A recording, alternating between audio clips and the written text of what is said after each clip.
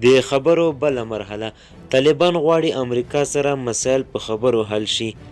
قدرمن لیدونکو السلام علیکم. د طالبان حکومت وایي چې په افغانستان کې جګړه ختمه شوې ده او دوی د امریکا په ګډون د نړۍ د نورو هیوادونو سره په سیاسي او اقتصادي برخو کې ښه روابط غواړي. د طالبان د حکومت د ویاند مرستیال بلال کریمي د افغانستان د بیا پخلاینې په چارو کې د امریکا د ځانګړي استازي تامیس ویست د خبرو په غبرګون کې ویلي دي چې د امریکا حکومت دې له طالبانو سره په تماس کې شي او پاتې مسایل د خبرو لارې حل کړي.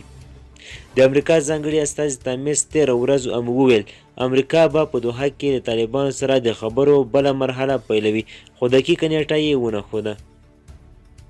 د طالبانو ویاند کریمي امریکا غږ ته وویل هر اقدام چې ستونزه کموي طالبان یې هرکلی کوي.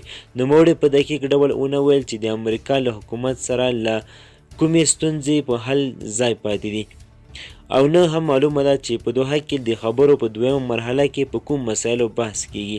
د امریکا ځانګړی استازی تامیس ویست د افغانستان په اړه د خپلو متحدینو سره د خبرو لپاره اروپا ته تللي او ټاکل شوی چې په پاکستان او هند ته هم سفرونه وکړي. ښاغلي ویست په افغانستان کې د داعش د بریدونو په زیاتولو او د القاعده د ډلې په موجودیت هم اندېښنه وښوده. طالبان د اګست په 15مه کابل ته ننوتل او امریکا د همدغې میاشتې په پای کې په افغانستان کې خپل 20 کلن ماموریت ختم اعلان کړ. امریکا د ځینو نورو اقداماتو ترڅنګ د افغانستان د مرکزي بانک څخه باندې 1 میلیارډ پانګه کنګل کړې ده.